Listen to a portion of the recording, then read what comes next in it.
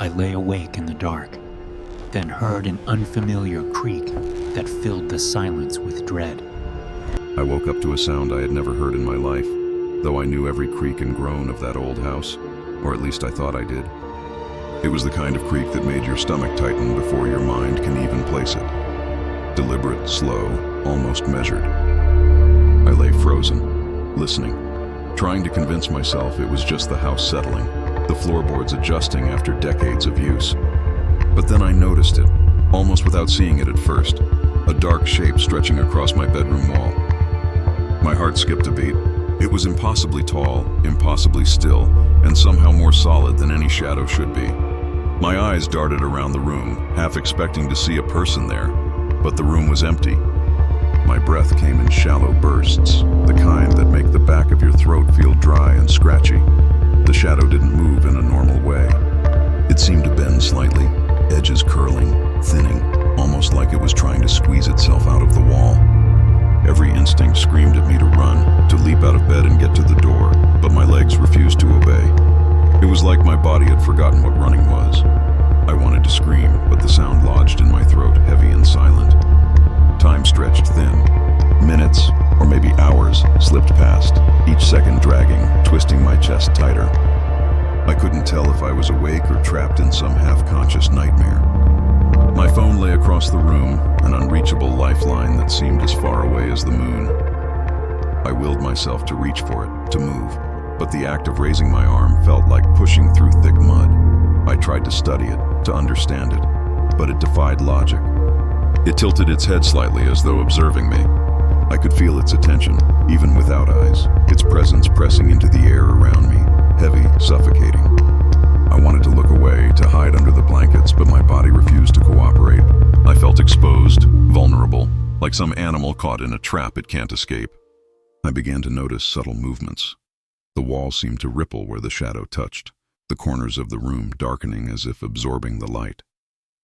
My heartbeat thundered in my ears, yet the shadow remained patient, unmoving yet undeniably aware of me. I remembered the stories my grandmother used to tell about the old woods, about lingering spirits that weren't ghosts in the way people think of them, but memories or regrets made solid by sorrow or malice. I tried to remind myself of that now, tried to ground myself in logic, in reason, but none of it mattered. The smell hit me then, faint but unmistakable. Damp wood, dust, the heavy metallic tang of fear itself. I gagged slightly, the panic rising in my chest, twisting my stomach into knots. The shadow seemed to respond, bending just a little more, sharpening, like a blade slicing through the dim light. I tried moving again, just a tiny shift, but even that felt monumental. My hand trembled as I reached toward the phone, each inch a battle. I could feel sweat running down my temples, soaking the pillow beneath my head, and the shadow seemed to pulse with the rhythm of my fear. The air grew thick, heavy, as if it were alive, pressing down on my shoulders and making every breath an effort. My mind screamed to run, to flee, to escape this impossible, suffocating presence. I thought of the front door, the road, the neighbors, anything, but it felt like a mile of forest and stone separated me from safety, even though the door was only a few steps away. The first streaks of light from the window eventually began to pierce the gloom. I thought maybe that this would make it vanish. Slowly, hesitantly, I blinked against the dawn. And then it happened. The shadow dissolved, thinning into nothingness like smoke blown away by the wind. The smell lingered, thick and heavy, as though the fear itself had imprinted into the room.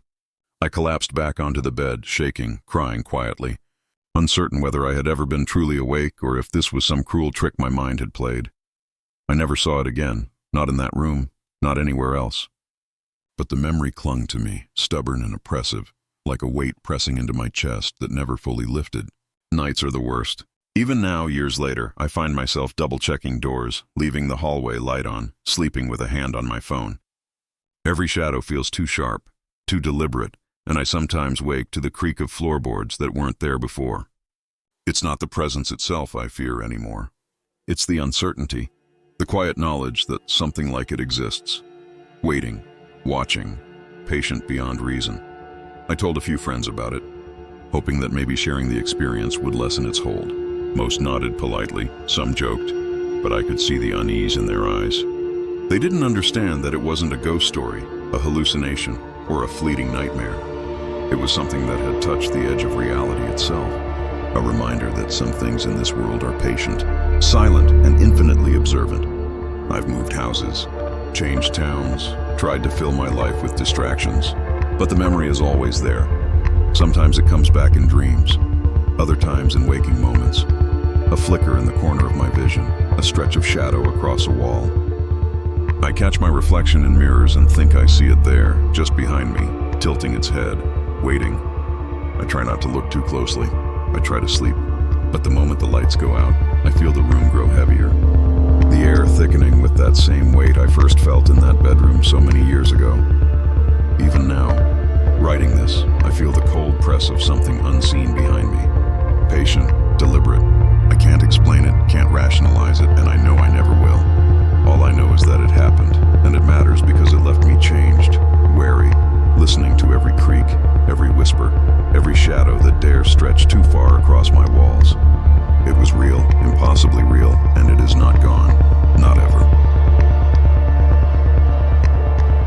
I moved into that little cabin last fall, drawn by its quiet isolation and the promise of escaping the noise of the world. It was the kind of place you see in postcards, tucked against the edge of the forest, with the mountains pressing close on every side. The cabin itself was old, the wood dark and weathered, smelling faintly of mildew and pine. At first, everything seemed peaceful. The creak of the floorboards beneath my feet felt familiar and homey, like the place was stretching itself awake after a long slumber. Nights were quiet, the wind whispering through the pines and the occasional hoot of an owl marking the hours. I thought I had found a little slice of peace, but that first night, I heard it. At first, it was just a faint murmur, almost imperceptible beneath the floorboards. I froze, straining to listen, thinking maybe it was the wind or the plumbing adjusting to the cool night air. I shook my head and laughed softly to myself, trying to chase the feeling away. But then it came again, and this time it was clearer. Distinct, a low, guttural whisper that seemed to carry my name. My pulse spiked. I got out of bed and pressed my ear to the floor, but all I could hear was the soft, almost rhythmic murmur, impossible to locate, impossible to ignore. My skin prickled, a cold sweat running down my spine, and I realized that whatever it was under the floor. The days after, I tried to rationalize it. I lifted panels, crawled into the shallow crawl space beneath the cabin, inspected every inch of the wooden beams, the insulation, the pipes. There was nothing. Not a trace of anything that could make a sound. It was as if the whispers existed in a space the human eye could not touch. Every evening I would sit in the living room, pretending to read or clean, hoping the sound wouldn't return, but it always did. And every night it got closer, sharper, as if the person, or thing, was moving just beneath my feet, circling, waiting. Sleep became impossible. I would lie in bed, the blankets pulled tight around my shoulders, trying to ignore the shivering panic that crawled over me whenever the whispering began. I started keeping a flashlight on the nightstand, shining it, under the bed, onto the floorboards, through the cracks in the wood, but it did nothing. The whispers didn't respond to light. They didn't respond to logic. They just persisted, patient, deliberate, calling my name over and over. I began to dread the night, to dread the moments just before I fell asleep, when I would hear the first faint murmur and know that another long night of listening lay ahead. One evening, after days of this, the whispers stopped entirely.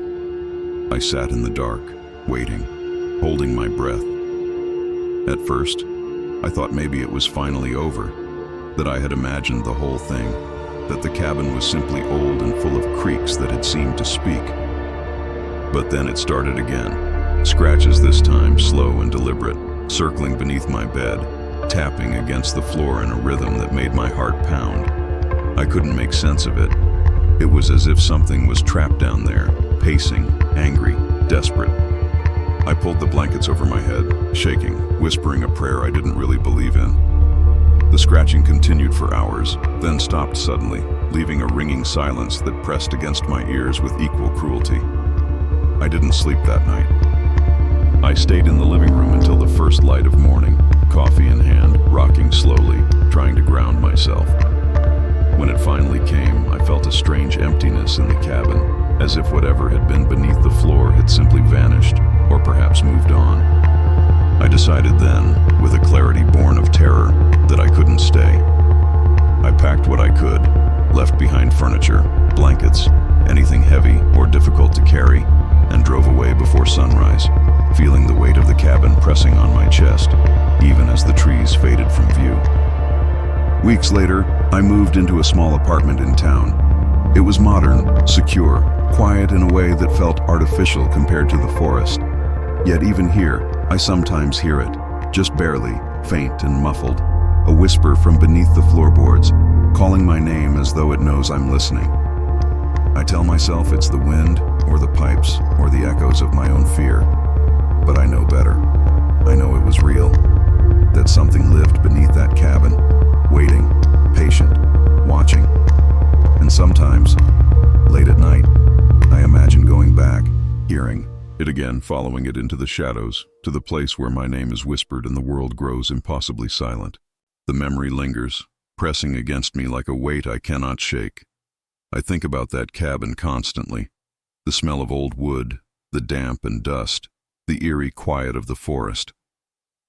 I remember the way the shadows stretched across the floors at night, how they seemed almost alive, almost reaching.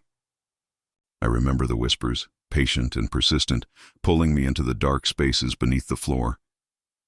I tell friends about it sometimes, though their eyes glaze over, the polite nods failing to hide their skepticism. I can't explain it to them, and I don't try. It isn't meant to be understood. It just is, a memory, a warning, a mark left behind that follows me wherever I go. Even now, months later, I startle at the faintest creak, the tiniest shift in the floor, imagining the whispers returning, more insistent, closer than they should be. I find myself checking beneath the bed, listening for the soft murmur that never fully leaves me, that echoes in my chest long after the sound has faded. Sleep comes in fits and starts, and the shadows of my apartment sometimes stretch just a little too far, bending across the walls like something waiting to slip free. I live my days with a low, constant dread, a knowing that what I experienced in that cabin was not a trick of the mind, nor a dream, nor the wind. It was something real, patient and observant, lingering in the spaces between wood and shadow, and it has left a mark that I cannot erase.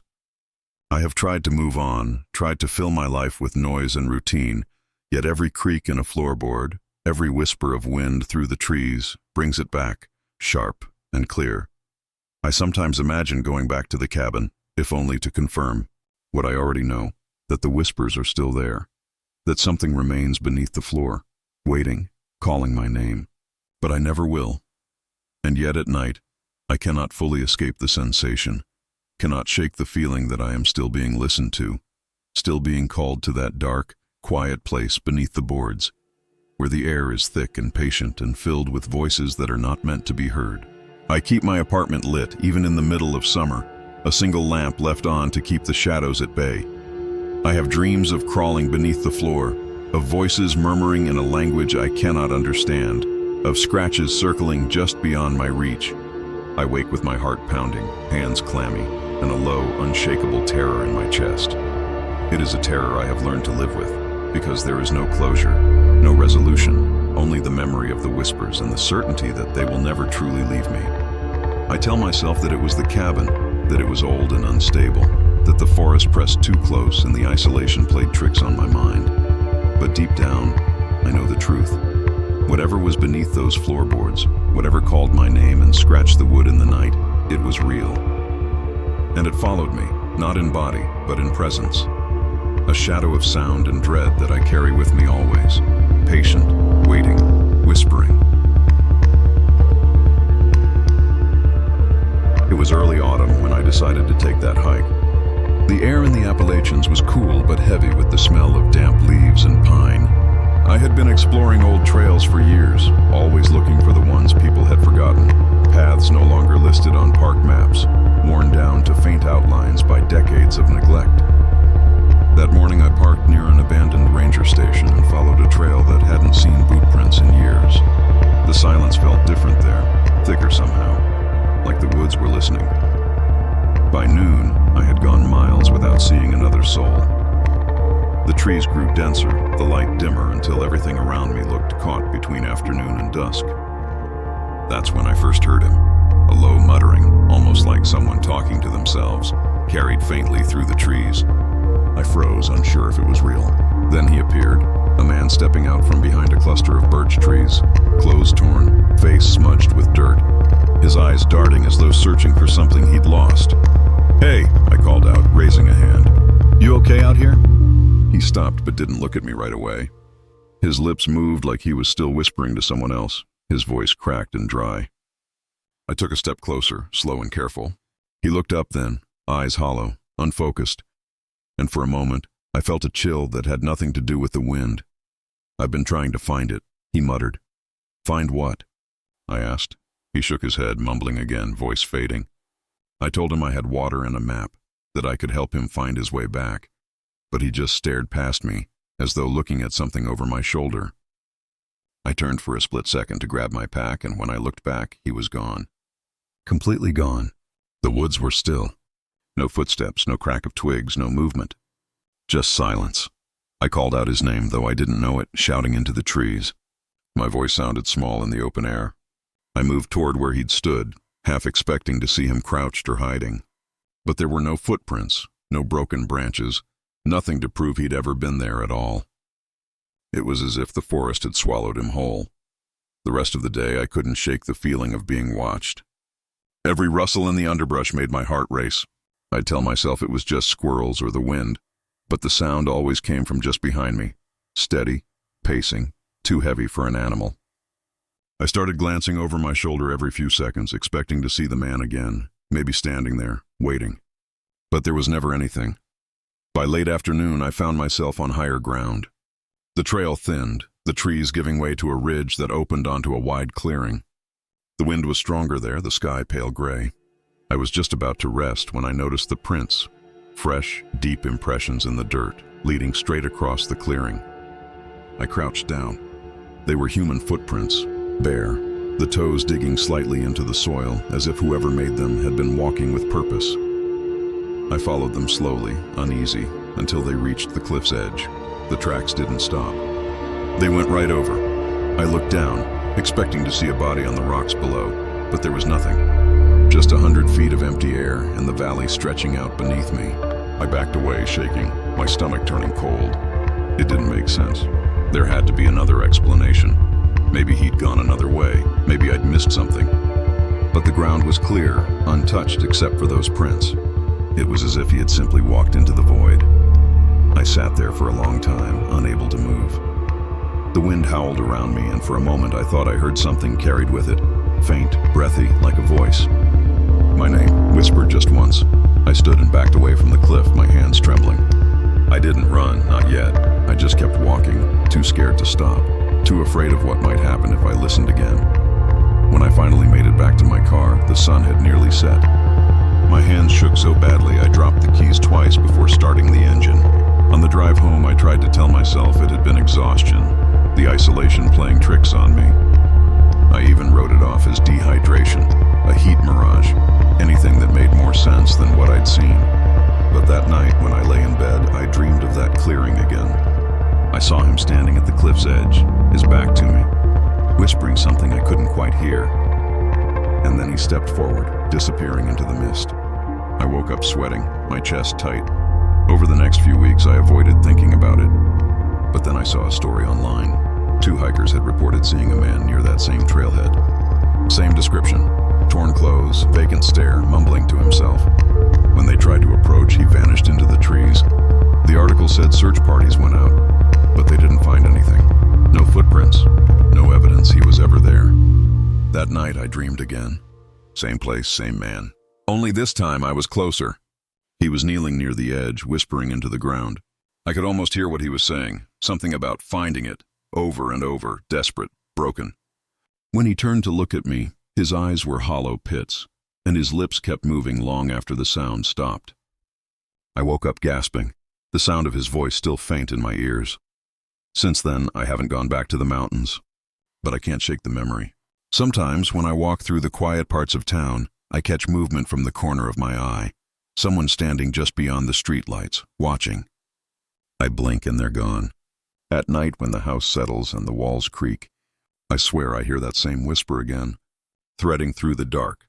My name, soft and low, like it's coming from miles away. It's been months now, and still, I dream of that trail. Of the ridge, the clearing, the cliff, always the same ending. The man walking into the void, leaving no sound, no mark, just silence.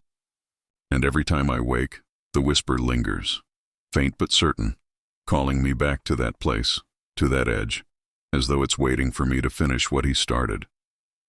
I don't know what I saw that day. Maybe I was just lost, tired, imagining things that weren't there. Or maybe there really was someone out there, someone who walked too far into the silence of those woods and never came back. Whatever the truth is, I've stopped trying to make sense of it. Some things in the mountains don't want to be understood. They just want to be remembered.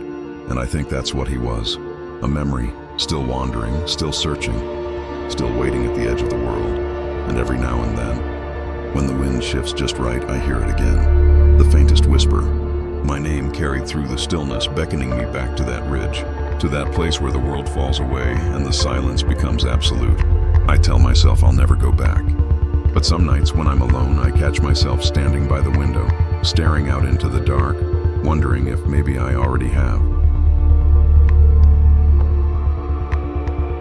I had always liked the attic in my old Appalachian house. It was quiet up there, almost unnaturally so, with the thick wooden beams holding decades of dust and forgotten memories. I would go up sometimes to sort through boxes, or just to be alone, surrounded by the smell of old cedar and the faint musk of time itself. At night, the house would settle in its familiar ways, creaks in the floorboards, the groan of the walls, but the attic always remained untouched, still, as if it were waiting for something. That night, though I noticed it for the first time, a faint echo of footsteps above me. I was sitting in the living room reading when I heard it, slow, dragging, deliberate. I froze, heart hammering, listening. I live alone. No one else could be in the house. My first thought was that it was the floorboards, but the sound was different, rhythmic, measured, almost deliberate. And it wasn't coming from below, it was coming from above. I didn't dare go upstairs. I just sat there, holding my breath, straining to hear, trying to convince myself it was a trick of the mind. The next day, I inspected the attic from the doorway, flashlight in hand, peering up the steps. Everything looked normal, nothing disturbed, nothing out of place. But that night, the footsteps returned, louder this time, circling, pacing slowly across the attic floor. I swear I could hear a soft mumbling, words I couldn't understand, like a conversation not meant for my ears. My hands shook as I held the flashlight, imagining shadows stretching across the floorboards, twisting with the light. Sleep became impossible. I would sit up in bed, listening for the faintest creak, trying to convince myself it was just the house settling, but deep down, I knew it wasn't. For nights, I avoided going upstairs. I told myself it was my imagination, the isolation and the quiet warping reality. But the sound grew clearer each evening. I could hear footsteps following the same path again and again, soft but insistent, like someone was trying to map out my presence, measure my movements. And the mumbling grew, becoming distinct enough that I could almost make out syllables, half-formed words that teased the edges of comprehension. They were not friendly, not welcoming. They were deliberate, patient, as if the attic itself had decided to mimic life it had never known. Finally, after several days of this, I worked up the courage to climb the stairs. The flashlight trembled in my hand, casting long, uneasy shadows across the steps. The attic was empty as always, dust motes floating in the beam of the light, forgotten boxes stacked against the walls, and the stale smell of age settling over everything. But the sound followed me. It mirrored every step, every movement perfectly. When I stopped, the echo paused.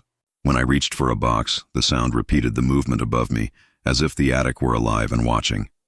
My stomach churned with fear and nausea, and for the first time, I truly understood the meaning of being observed without eyes, measured without presence. I slammed the attic door shut as hard as I could, shaking, heart pounding. I thought maybe the echoes would stop, but they didn't. Even from the living room, I could hear them, faint now, but there, moving in perfect rhythm with my own movements. I tried to leave the house, but no matter where I went, the sound followed. A subtle dragging that I could feel more than hear sometimes, brushing against the edges of my awareness. It became a part of my life, threading itself into ordinary moments. A footstep in the hallway, the creak of the ceiling above, the whisper of a shadow across the wall. Sleep became a war. I would lie awake, listening, feeling the echoing presence circling above me, waiting, imitating. Some nights I dreamed of the attic, climbing the stairs into darkness, feeling the echo reach out and touch me, cold and patient. I woke sweating, shaking, feeling the sound clinging to my skin, still pressing against the edges of the room. I tried to rationalize it, old house, stress, isolation, but none of it fit. The echo was too precise, too deliberate, following patterns that no floorboard could make, mimicking actions that no wind could cause. Over time, I began to notice more. Shadows that moved too perfectly in corners. Small objects slightly displaced when I returned to a room. A sense of being measured, always measured, whenever I was in the house. I tried talking to neighbors, asking if anyone had ever had similar experiences, but no one did. And their polite smiles only made me feel more alone, more trapped in my own fear. I began to avoid certain rooms entirely, whispering my own apologies as if the echoes had consciousness, as if they demanded attention or respect. I thought about selling the house, moving away, but something in me hesitated. I couldn't leave, not entirely. There was a pull I couldn't explain, a sense that the echoes needed me, or perhaps that I needed them, though I feared what that might mean. Some nights, when the wind shifts just right and the shadows stretch long across the walls, I hear them following me, whispering again, circling, dragging slowly, echoing not just my steps, but my breath, my heartbeat, my presence itself. I can feel them in the corners of the house, pressing against walls and floors, patient and patient, waiting for the moment I make the smallest misstep. I've lived here for months now, and the echo has become a constant companion. It is not comforting, not benign, but it is persistent, a reminder of the strange, unexplainable spaces that exist in old houses and old forests. I sometimes imagine climbing the attic stairs again, flashlight in hand, daring to face it directly, to confront the echo and see what lies behind it. But I never do. The thought of it is enough to make my blood run cold, enough to keep me awake at night, listening for a sound that shouldn't exist, yet undeniably does. Even now, when I step into the attic doorway, when I hear the faintest creak in the floorboards above me, I can feel the echo brushing against my awareness, following my every movement, patient, deliberate, almost sentient in its imitation. I live in a constant state of quiet dread, knowing that the sound is not gone, that it will never be gone, that it has claimed a space in my life and my mind that cannot be undone. It waits for the night, for my solitude, for the moments when I least expect it, dragging slowly across the attic floor, whispering words I will never understand, circling me, marking me, following me, until I can no longer remember where the echo ends and I begin.